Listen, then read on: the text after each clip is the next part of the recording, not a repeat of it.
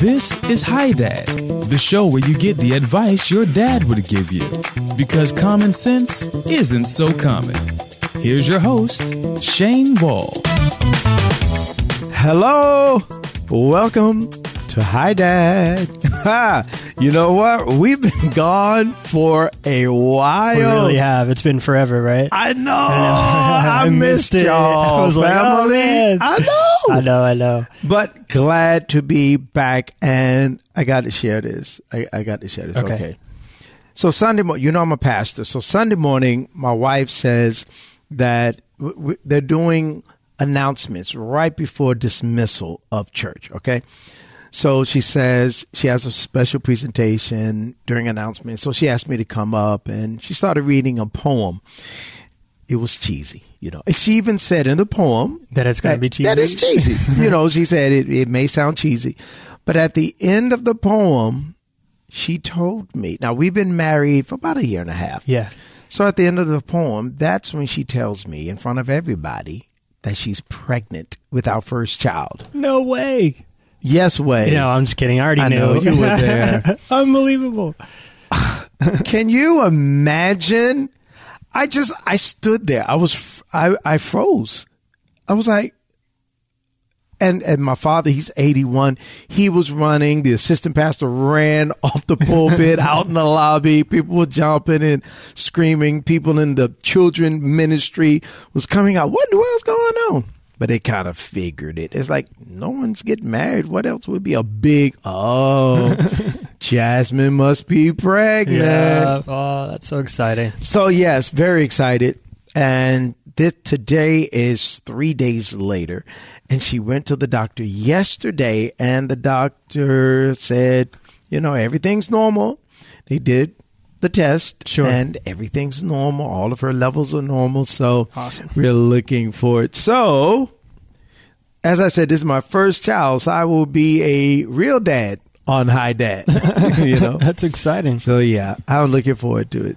David, wow, that's we're so back, cool in the studio. Congratulations! Glory to God. Thank you. So yeah, I'm really excited to be back. This is your show, family. It's a free call or text message to 866-DAD-8033. That's 866-323-8033. Or you can send in an email or an iMessage to questions@hidadshow.com. Yes, so you have questions, Dad has the answers. Let's dive right on in. All right. Lauren Taylor sends in an email and says, I struggle a lot with jealousy. My boyfriend often comments on females' appearances, everywhere from a woman at the grocery store to celebrities on TV. Anytime I get a bit agitated by it, he tells me it is ridiculous, that I'm just insecure, and somehow I end up apologizing. We have a great relationship. I don't have any trust issues, but I feel jealous. Is that possible? How do I overcome this? Thank you. I really enjoy your podcast.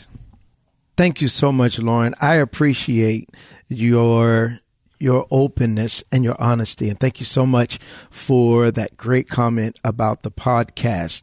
Now, I'm not one who believes in tit for tat. Kill my dog, I'll kill your cat. You know, I don't believe in that. But you never heard that before? No, I've never heard that before. I am 46 and you're 6. Yeah. But anyway, this is what I would like for you to do. I don't want you to do this. I want you to ask him. Ask him, said, so you wouldn't mind if I'm open about a guy that I see that I think looks great. You wouldn't have a problem with that? You know, just simply ask him. Don't just do it because that's like the tit for tat. You're doing this and you don't like it, so I'm going to do this and see how you like it. Give you a taste of your own medicine. I don't believe in that at all. But I would talk to him. I would ask your boyfriend, so you would be okay with that. Because I'm sure, Lauren, sometimes you see a guy and you say, wow, you know, he looks great, but you say it in your mind. Or you're watching television and, you know, television now is all about sex. Not all, but a lot of sex sells. It could be toothpaste, and the person is all buff. I mean, come on. Toothpaste doesn't give you muscles. But hey, anyway, you'll see a commercial, and you may think to yourself, oh, my goodness, he is fine. I guess that's what they say today. I don't know. So, and when you think that, especially if you're around him, you probably say it if you're alone, but if you're around him, ask him, say, not like that person right there. If I were to say, oh my goodness, he is so fine, you'd be okay with it? Just that simple. I want you to feel very secure within yourself. Your boyfriend sees these celebrities and stuff. He's not going to date them. You know that. They don't want him. All right. Your appearance is absolutely fine. Absolutely fine. Or else he wouldn't be with you. You have to look at it like that. What I do want you to do is to discuss that with him, because if it concerns you, it should concern him. Don't feel some type of way concerning him doing that. Don't feel some type of way because he wants to express himself. Okay? You don't want to express yourself. If so, you would have written and said, sometimes I see people on television and guys that I think are cute. And sometimes I want to say something, but because he's there, I respect him by not saying it. You didn't say any of that. So you're not as outspoken as he is. So that's why you really need to talk to him and let him know how you feel. Now, if you talk to him and he's like I said, it's no big deal. I mean, I'm just commenting. It's like a flower. I see a pretty flower. That doesn't mean I want to eat it. This flower is gorgeous. Oh, my goodness. The whole point is you have the opportunity to openly talk to him. All right. Now, concerning how you feel for yourself, you say you don't have any trust issues, but you feel jealous. Again, he doesn't want those women. All right. He's only commenting. So I don't want you to feel as if those comments are against you, because that's what it seems as if it is. You feel that they're against you. Like, oh my goodness, her hair is awesome.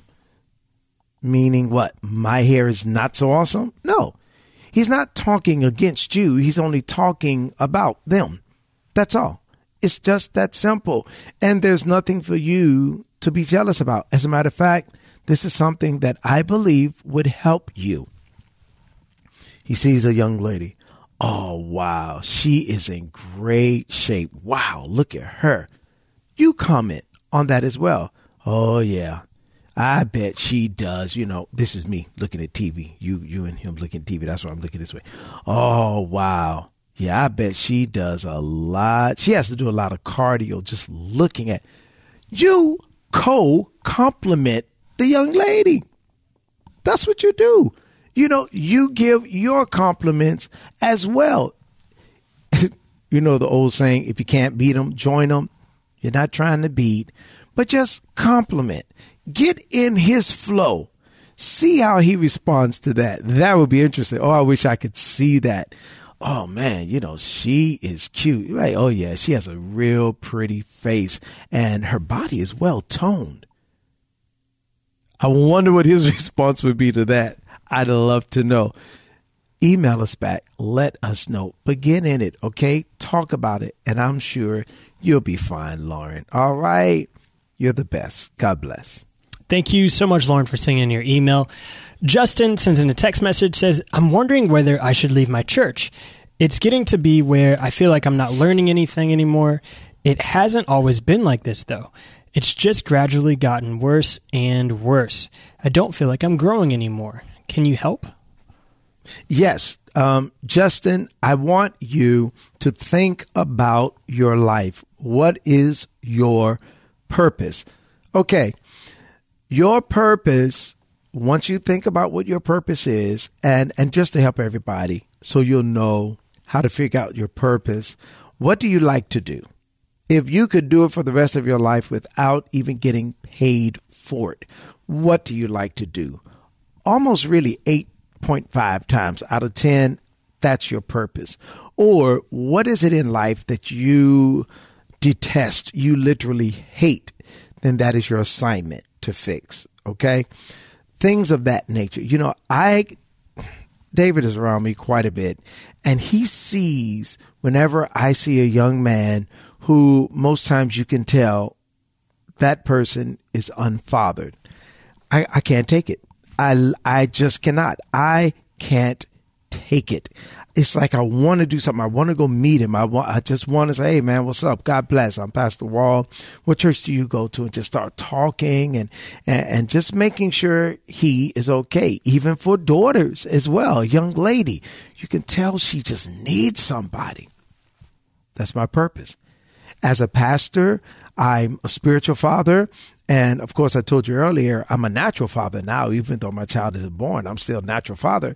But I just adopt people. It's unofficial adoption, but I just adopt people. This is my son. Got a call today at work. A lady who knows me and, has attended the church. She said several times her grandson isn't doing too well. So she's going to move him in with her. And she said, Pastor Wall, I'm going to bring him to your church because I see all the young guys around you and how you're mentoring them and really growing them up, the whole 9 yards.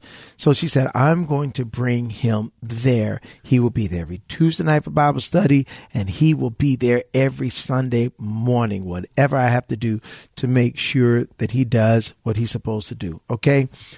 That's my purpose. I went through all of that so that you could be thinking, Justin, about what your purpose is.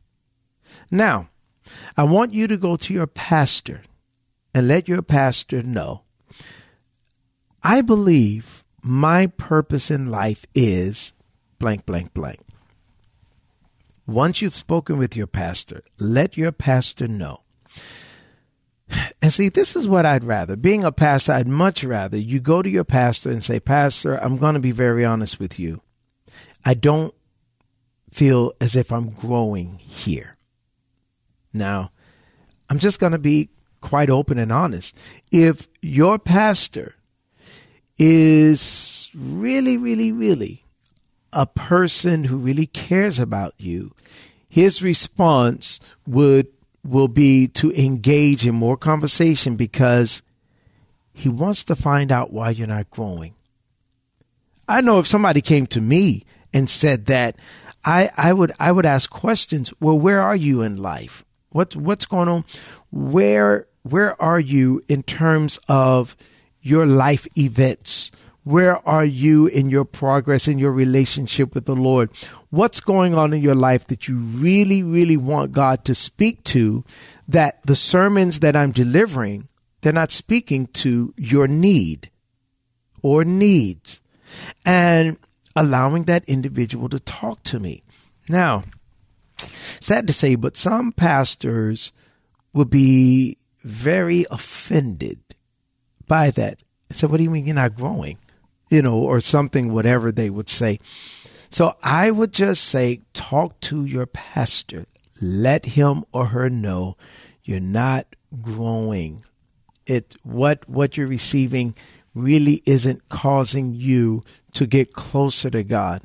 And maybe it's just something wherein you're not applying what's being said to the proper areas of your life or applying it properly to any area of your life. Talk to your pastor. Let him know. Give it a while. I don't know how long a while is. If you just still get this gut feeling like, I don't know, this just is not working for me, I would just say a month, maybe another month, 4-5 Sundays, Bible studies. Now, if you're not going to Bible study, Justin, then you really don't have room to talk. But if you are going to Bible study, then yes, you can say, I want to leave church, because Bible study is very important. You can't just sit up in the Sunday morning service and hear a message of a half hour, 45 minutes or whatever, and just say, I'm not growing. What are you doing with that word? Are you taking notes? Are you applying what is being said? If you're trying all of that and you're still not growing, go to your pastor. And if your pastor says, well, if there is another church, or is there another church that you've been kind of looking at that you feel that, you could grow, after you've done everything, then talk with your pastor. Let him or her say, well, go ahead and try this church. I back you up 100%. My position is to make certain that you grow closer to the Lord. And if we're unable to help you here, I won't hold you back. That should be the proper response. If you have been consistent with what you are to do with what you've been taught, and that's application, applying it, living it, studying it, being faithful. All right, Justin, I'm going to pray for you. I promise. And I know you're going to do well. God bless. Thanks, Justin, for your email. Leonard sends in an email about his parents, and he says, my parents argue all the time about money. It seems like every day they're just going on and on about spending money and their lack thereof.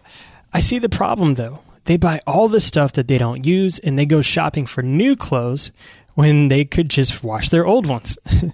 How do I go about telling this to them? I don't want to seem disrespectful, but I know I can solve their problem. Oh, you are the kid of all kids.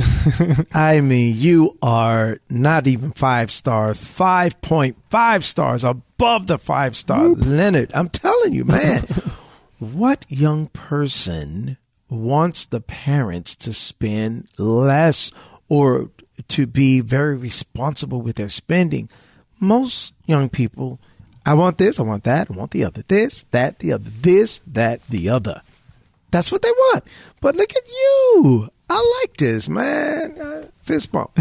So, I know, right? Hey, don't call me corny. So the whole point is I want you to understand that you are different. You're very different from most young people. So now, here we go. Are you ready for this? I'm sure you are. What I want you to do, so that you won't be fibbing or lying or anything, I want you to talk to your math teacher. Talk to your math teacher. If you're in college, I guess that would be your, I don't know, maybe algebra or trigonometry. I'm not too sure exactly what it is. But I want you to talk to your math teacher, whatever kind of math it is. And I want you to ask your math teacher what you should do. Okay? Now, with that, you'll be able to tell your parents, I learned in school, because whatever you talk to your math teacher about, they taught you something. I learned in school concerning spending, yada, yada, yada, because you asked them about spending. And my math teacher told me, yada, yada, yada. Also, I was watching this television program, Hi Dad, or I was listening to this podcast, because you may be watching us or listening, and the guy on there said, ... and here are the ... that I'm about to give you. Now, when your parents overspend, what I want you to do is this. I want you to start writing down everything that's being spent, because I could all but promise you they're not doing that. I want you to write it down. I want you to take note of what they're spending. Ask for their receipts. Say, I'll give them right back to you, but I have a project that I'm doing. They're going to think it's a school project. Doesn't matter. I want you to tally up, calculate what they're spending. This is going to be great for you, because this is going to teach you how to budget. Then I want you to categorize what they're spending. Clothes, food, movies, eating out, all of that. And I want you to categorize it. And I want you to show them what they have spent in 1 month. And when they see that, you know, a lot of people, they only live in the moment. And living in that moment, all these clothes or all this food is remarkable. They spend, that's it. But when they see what happened in a month, and if you get too excited, Leonard, and you want to show them what they did in an entire week, do that. Usually a month is a whole lot scarier. So show them a month. If you know where they keep their receipts, ask them, can I get you? Don't just go get them. Ask them, can I look at your receipts? You don't want to look. Now, if they're really spendthrifts, they don't keep receipts. So start asking them if they're going to the store or when they get back home, can I get your receipt? After a while, it'll become a thing. Leonard, come get the receipt. You know, as soon as they get home, Leonard, here are the receipts from today. Add it up. Show them. And you know what I would like for you to do? I would like for you to print it out. Put it in Microsoft Word or something. Print it out and let them see what they spent in an entire month. And say, do you see this? Do you know that half of this would help me go to college if you save this? I could get a car with just half of this stuff that's really not needed. Ooh, there's so many different things that you can show them that would be priority over whatever they purchased. Be active. Take an active role. And Leonard, what's going to happen is they're going to be very cautious with their spending, and they're going to highly value you. They may even ask you some things. Or if you're out with them, they'll be like, oh, I'm not going to get it because I know what Leonard is going to say. That's maturity. I'm proud of you, man. God bless you, son. Thanks for writing. Thanks so much, Leonard, for sending in your message. Andrew writes in an email and says, every time I go out with my friends, my little brother always wants to tag along. It's so annoying. Why can't he hang out with his own friends? Why does he always want to come with me? Sometimes my mom makes me take him, but I don't like it. How can I tell my brother that I don't want to hang out with him? It's not that you don't want to hang out with him.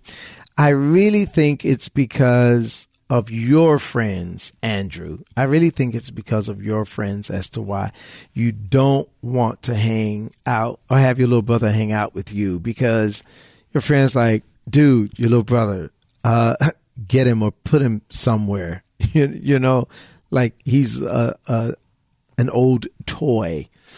So ask your little brother, why do you want to hang out with me and my friends instead of hanging out with your friends?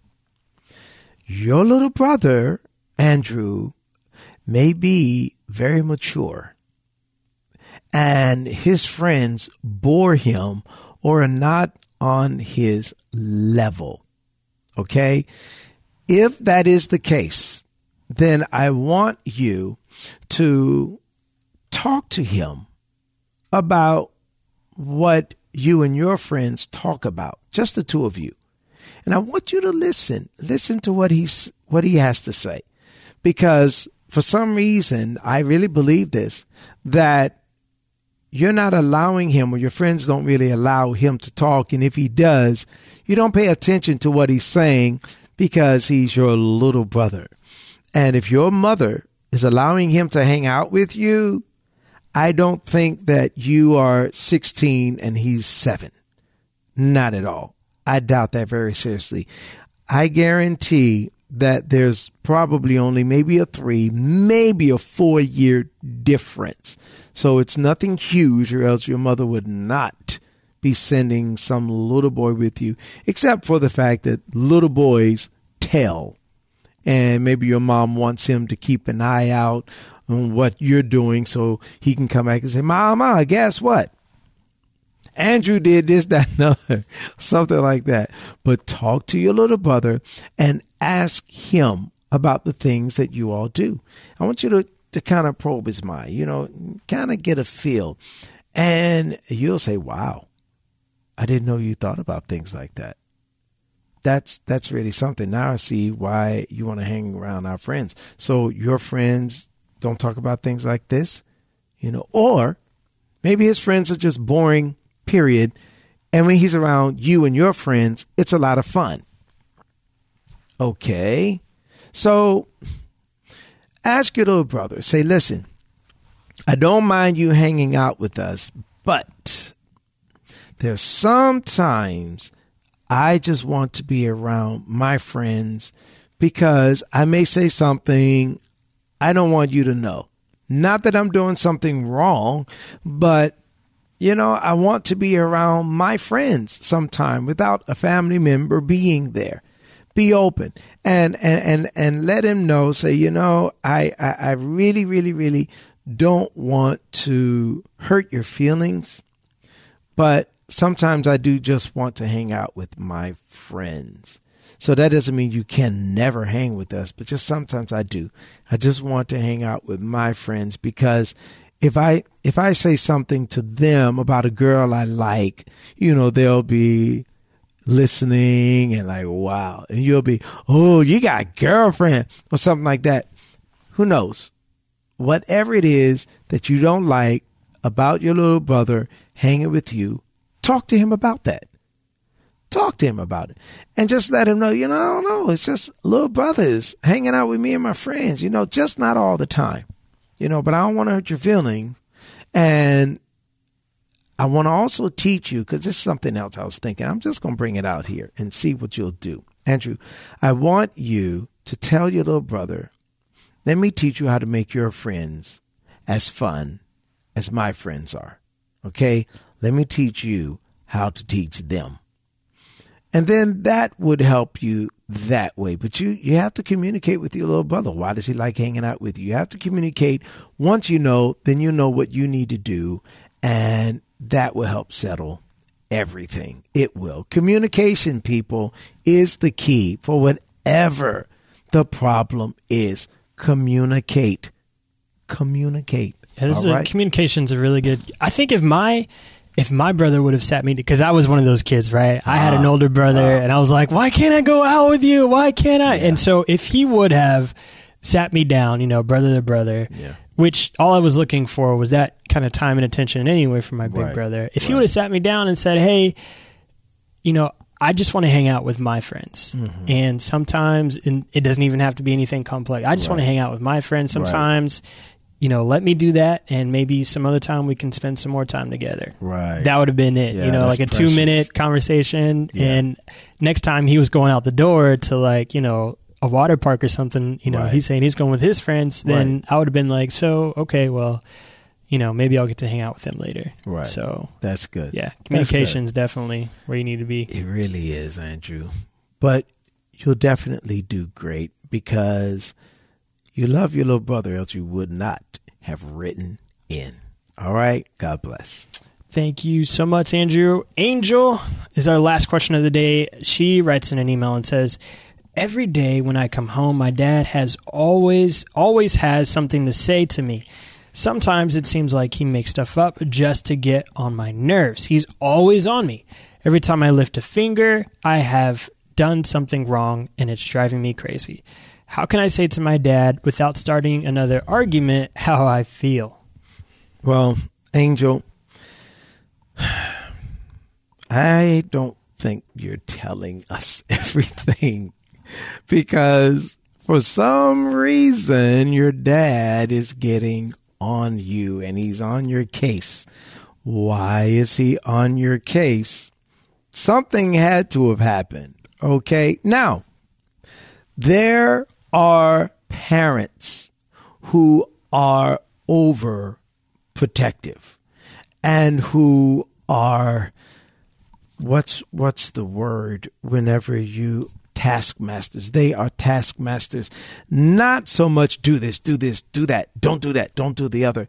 Like you're a slave, but they see your potential, but for some reason they They won't allow you to just live. They don't want you to make mistakes. So they want to just tell you everything to do. Every little thing you try to go do, no. They want you to be their perfect little angel. Your name is Angel. So I think that's what they had in mind, right? Exactly. This is our perfect little, and you're going to be and perfect. You're going to do right. So that's the whole deal. I really believe that. That's the whole deal. So communication. Angel, you're going to have to say, okay, Dad, you're never going to let me make a mistake, are you? Don't be upset. Do you want to know the secret to getting in good with your parents? Never get upset with them. Okay? Smile. Kind of jokey around with them. Okay, Dad. So he said, why are you doing this? Look at him and smile. Don't say a word. Just look at your dad and smile. For those who are just listening, he's holding a smile. Yeah, that's right. He's holding a smile. Yeah, that's what I'm doing. I'm smiling. I forgot. You may be listening to the audio. So I'm just smiling. I'm just looking. I'm smiling. And then your dad's going to say, what are you doing? Or, have you lost your mind? Why are you smiling? Dad, you never going to let me just make a mistake and learn from my corrections, are you? Because I don't believe we learn from our mistakes. Because if you didn't correct it, what have you learned? You learn from your corrections. So you say, Dad, you're never going to let me make a mistake and learn how to correct it, are you? You're just always going to tell me what to do. So can I really, really grow in my mind that way? Talk to your dad. Talk to him on his level. Okay, you never want me to make a mistake. You never allow me to do something. Or if I do something and I mess it up, then it's, you're just Dad, I respect you. You don't have to get angry to get my attention. Listen to what I'm saying. Because you can use this with your parents. You don't have to get angry to get my attention. I trust your words if you whisper. I respect you if you whisper to me. If you say, that was incorrect. Okay, you're my dad. I respect you. I'd say, that was incorrect. Chill. I get it. You understand what I'm saying? Chillax, calm down. Let your parents know that you respect him and them. Let them know. Please let them know. And so you could just talk to me. I had to tell somebody who was an authority figure in my life. I had to tell them the same thing. Say, listen, you don't come at me like this. All right? Because I've never disrespected you, and I'm not going to allow you to respect me. All right? Disrespect you, right? What did I say? Respect? To respect, yeah. Yeah, I'm not going to let you respect me. No. Thank you. Stop laughing at me. I can hear y'all laughing. No. I'm not going to allow you to disrespect me because I don't disrespect you at all. So all you have, and I told this individual, all you had to do was pull me to the side, and it took like a 40, 50-minute conversation. I said, all you had to do is bring me to the side, and in 30 seconds, just say, Shane, this is the way I would like this done, and not that way because this, that, and the other. Oh, okay, got it. Done. Absolutely done. You don't have to you don't have to do that. I already respect your position. And I had to let this individual know that. And it is okay to let your parents know that. All right. Now, I'm an adult, and this person was an adult, so I could come at them like that. But you just smile. Just smile and say, Mom, you don't have to fuss. I already respect you. Just tell me what to do, and I'll do it. You know, yeah, I did mess this up, and I understand, but I love you, and I respect you. Just tell me what to do. That's it. Angel, I gave you some strong stuff, and everybody else listening. I gave you some very strong stuff. Do it. And if you're watching, you see me and you saw the whole thing, so you know how to act it out. Get it done. All right. God bless. I love y'all. Thanks so much, Angel, for sending in your message. Listen, I encourage everyone to write into the Hi Dad Show. We read every question that comes our way. Now, don't forget that you can call or text your questions to 866-DAD-8033. That's 866-323-8033. Or you can send in an email or an iMessage to questions@HiDadShow.com. Now, check us out on Twitter and Facebook. Just search for Hi Dad Show. And you can follow Dr. Wall on Twitter @Shane_Wall or on Facebook by searching for Dr. Shane Wall. And pick up a copy of Pastor Wall's brand new book, Understanding All Success is Attained by It. Get the book, get the understanding, be the success. Now, be sure to subscribe on iTunes, wherever you get your podcasts, so that you can get every single episode of Hi Dad right to your device. Also, tell your friends about the show and encourage them to send in their questions and concerns. HiDadShow.com is the place where you can find out everything about the show. And as a bonus, we'll be posting answers to the most common questions there as well. We love you, family. My name is David Marshall, here with Dr. Shane Wall. And thanks for tuning in to Hi Dad,